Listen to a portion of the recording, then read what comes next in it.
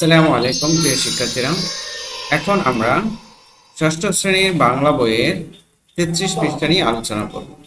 ওকে, দেখো 33 পৃষ্ঠায় আছে অনুসর্গ। অনুসর্গ কি সেটা আমাদের প্রথমে জানতে হবে। দেখো, যেসব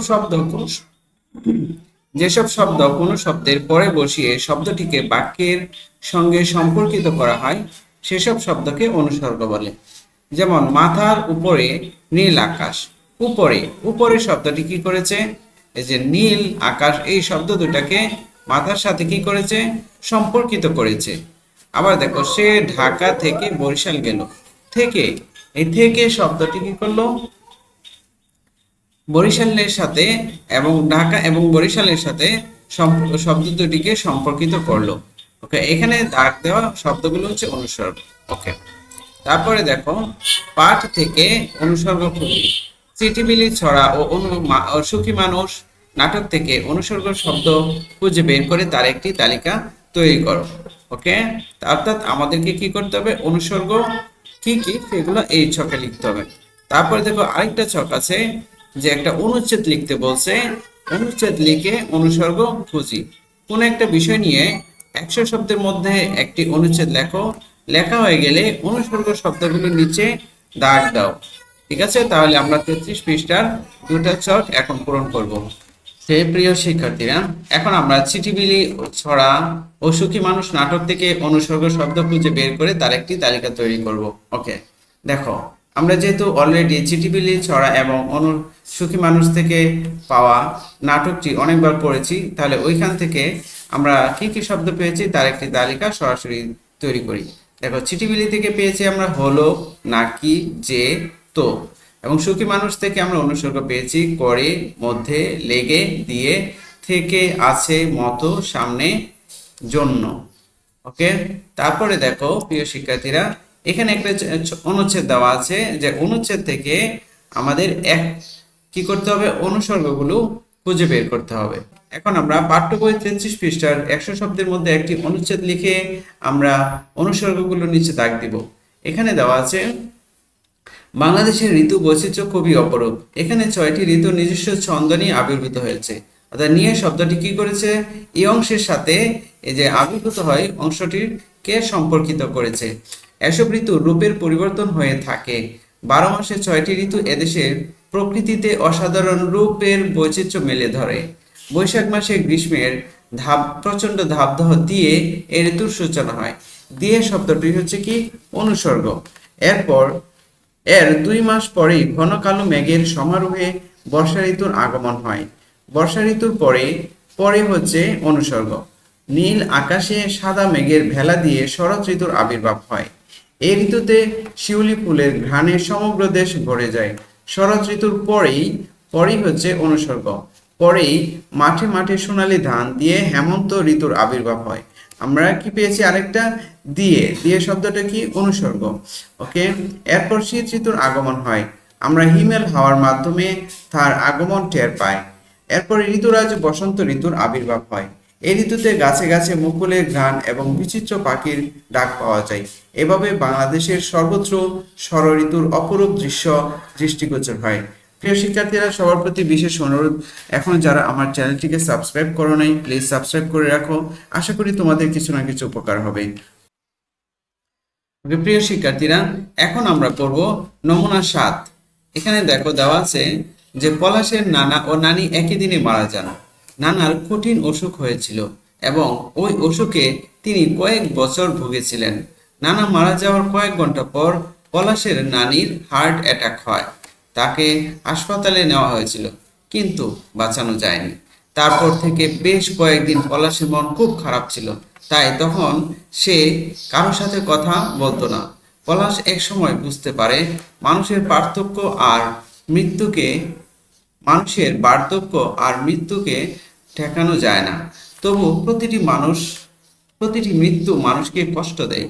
পলাশদের বাড়িতে যখন নানা বা নানি বেড়াতে আসতেন, তখন পলাশের খুব ভালো লাগতো, কারণ তারা পলাশকে খুব আদর করতেন। তাছাড়া তারা পলাশের সঙ্গে অনেক মজার মজার গল্পও করতেন। ওকে, উপরে অনুচ্ছেদ থেকে এমন শব্দ খুঁজে বের করো যে শব্দগুলো যেগুলো শব্দ বা বাক্যকে যুক্ত করেছে বের করা শব্দগুলো নিচের খালি জায়গায় লেখো। অর্থাৎ আমাদের এখানে কিছু কিছু শব্দ বের করতে হবে যেগুলো কি শব্দ বা বাক্যকে যুক্ত করেছে, তারপরে আমাদের এই খালি জায়গায় লিখতে হবে। এবং লেখা শেষ হয়ে গেলে কাজ হচ্ছে, লেখা শেষ হয়ে গেলে তোমার বন্ধুদের সাথে মিলিয়ে নাও, তাদের সাথে উত্তরের পার্থক্য হলে তা নিয়ে আলোচনা করো। এই হচ্ছে আমাদের 34 পৃষ্ঠার অনুচ্ছেদ। প্রিয় শিক্ষার্থীরা, চলো আমরা নমুনা 7-এর 34 পৃষ্ঠার অনুচ্ছেদটি সমাধান করে নিই। ওকে প্রিয় শিক্ষার্থীরা, দেখো নমুনা 7 থেকে আমরা কি কি শব্দ পেয়েছি যেগুলো দুটা শব্দ বা বাক্যকে যুক্ত করেছে। ও কি পেয়েছি আমরা? ও পেয়েছি, কিন্তু, আর, তাছাড়া, এবং, তাই, তবু। এই শব্দগুলো কি আমরা উপরের অনুচ্ছেদ থেকে পেয়েছি, যে শব্দগুলো কি করেছে অন্য শব্দ বা বাক্যকে যুক্ত করেছে। ওকে প্রিয় শিক্ষার্থীরা, আশা করি তোমরা বুঝতে পেরেছো। এবং অনুচ্ছেদটি আবার পড়ে নাও, পড়ে নিজে থেকে আবার মিলিয়ে নাও। প্রিয় শিক্ষার্থীরা, আমার চ্যানেলটি এখনো যারা সাবস্ক্রাইব করো নাই, প্লিজ সাবস্ক্রাইব করে রাখো, তোমাদের উপকার হবে সেটাই প্রত্যাশা রাখি। সবাইকে আবারও ধন্যবাদ।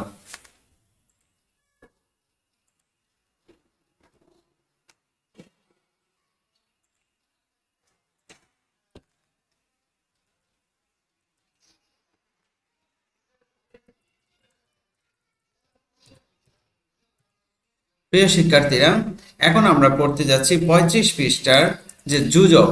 ওকে, দেখো শব্দ বা বাক্যকে যুক্ত করে যেসব শব্দ সেগুলোকে যোজক বলে। কি বলে?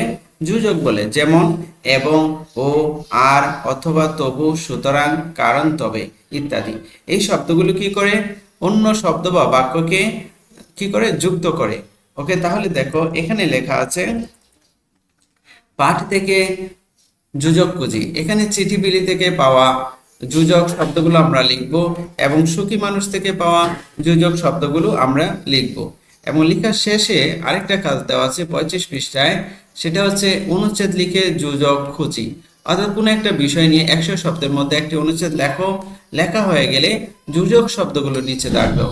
প্রিয় শিক্ষার্থীরা, তোমরা যে কোনো অনুচ্ছেদ যে কোনো বিষয় নিয়ে নিজের মতো করে লিখতে পারো, এবং লেখার পরে যেই শব্দগুলো আমরা পাবো যেগুলো নাকি যোজক, অর্থাৎ দুটি শব্দ বা বাক্যকে যুক্ত করে, সেই শব্দগুলো নিচে আমরা কি করব? আন্ডারলাইন করব। শিক্ষার্থীরা, আমরা পাঠ্য বইয়ের 35 পৃষ্ঠায় চিঠিবিলি থেকে পাওয়া যোজকগুলো পেয়েছি তাই, আর, এবং সুখী মানুষ থেকে পাওয়া যোজকগুলি পেয়েছি এবং, ও, আর, যত, তত, তাই। ওকে প্রিয়, পাঠ্য বইয়ের 35 পৃষ্ঠায় এখানে একটা অনুচ্ছেদ লিখেছি, এবং ওই অনুচ্ছেদ থেকে যোজক শব্দগুলো খুঁজে বের করি। প্রিয় শিক্ষার্থীরা দেখো, সুদীর্ঘ রাতের পরে শুভ্র সকাল আসে। পরের শব্দটি কি করেছে? শুভ্র সকালকে এই শব্দের সাথে কি করেছে? যুক্ত করেছে। ওকে, প্রতিটি সকাল অপরূপ সৌন্দর্যের বৈচিত্র্য নিয়ে আসে, কিন্তু সকাল মানুষকে নতুন দিনের হাতছানি দিয়ে কি ডাকে। ওকে, সকালের সুন্দর প্রকৃতি আমাদের মনকে স্নিগ্ধতা দিয়ে যায়, কিন্তু সকালের বিচিত্র অনুভূতি যার পারিপার্শ্বিক অবস্থার উপর নির্ভরশীল। দেখো, কিন্তু শব্দটি কি করেছে? বাক্য দুটির মধ্যে একটা সম্পর্ক সৃষ্টি করেছে। সকালের সোনালী আলোয় পাখিরা কিচিরমিচির করে ডাকে, আর এই অবস্থার মধ্য দিয়ে আমাদের নতুন দিনের সূচনা হয়। ওকে, এখানে দেখো আর শব্দটি কি করেছে? আর শব্দটি বাক্য দুটির মধ্যে, প্রথম বাক্য এবং এই বাক্যটির মধ্যে কি করেছে? সম্পর্ক স্থাপন করেছে। ওকে, এখানে মধ্য দিয়ে শব্দটি হবে না, এটা নিচে আন্ডারলাইন হবে না। ওকে, এটা কোনো যোজক নয়। যোজক হচ্ছে কি? আর। আমাদের নতুন দিনের সূচনা হয়, সকাল থেকে আমাদের কর্ম চঞ্চলতা সৃষ্টি হয়। এই কারণে সকালবেলাতে সকল মানুষ তাদের কর্মব্যস্ততায় জড়িয়ে পড়ে। ধনীদের আরাম আয়েশের মধ্য দিয়ে সকালের শুরু হয়। আর শব্দটি কি করছে? এই বাক্যটি এবং এখন যে বাক্যটি পড়বো, দুটি বাক্যের মধ্যে কি করে? সম্পর্ক স্থাপন করে। ওকে, আর দরিদ্রদের অনিশ্চয়তার মাধ্যমে সকালের সূচনা যায় বা হয়। প্রতিটি সকাল আমাদের জীবনে পরিবর্তন নিয়ে আসে। এই পরিবর্তন আমাদের ভালো ও মন্দ উভয়েরই মধ্যেই প্রভাব পড়ে, তাই আমাদের যা কিছু ভালো সেগুলোর সদ্ব্যবহার করা উচিত। প্রিয় শিক্ষার্থীরা, এখানে আমরা যোজক পেয়েছি পরে। পরে শব্দটি কি করেছে? এই বাক্যের দুটি অংশের মধ্যে যুক্ত করেছে। তারপরে যোজক পেয়েছে কিন্তু। কিন্তু যোজক কেন? দেখো কিন্তু শব্দটি কি করেছে, এই যে সকালের সুন্দর প্রকৃতি আমাদের মনকে স্নিগ্ধতা দেয়, কিন্তু সকালের বিচিত্র অনুভূতি যার পারিপার্শ্বিক অবস্থার উপর নির্ভরশীল দুটি বাক্যের মধ্যে সম্পর্ক স্থাপন করেছে। ওকে, এখানে দেখো আর এটা হচ্ছে একটা যোজক, মধ্য দিয়ে শব্দটি কিন্তু যোজক নয়, এটার নিচে আন্ডারলাইন হয়ে গেছে, এটা তোমরা যোজক মনে করবা না। ওকে, তারপরে দেখো এখানে যোজক পেয়েছি আর, আর এখানে যোজক পেয়েছি ও। তাহলে প্রিয় শিক্ষার্থীরা আমরা এই অনুচ্ছেদ থেকে যোজক কোনগুলো সেই শব্দগুলি আমরা খুঁজে বের করতে পেরেছি। প্রিয় শিক্ষার্থীরা এখনো যারা আমার চ্যানেলটি সাবস্ক্রাইব করো নাই, প্লিজ সাবস্ক্রাইব করে ফেলো। সবাইকে ধন্যবাদ।